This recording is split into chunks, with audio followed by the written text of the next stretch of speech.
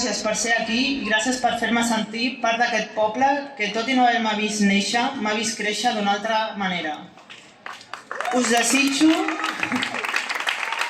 Us desitjo una festa major plena d'alegria, de retrobaments, de música, de llum i sobretot de comunitat. I recordeu, encara que ens facin petites a les portades, nosaltres seguirem jugant gran.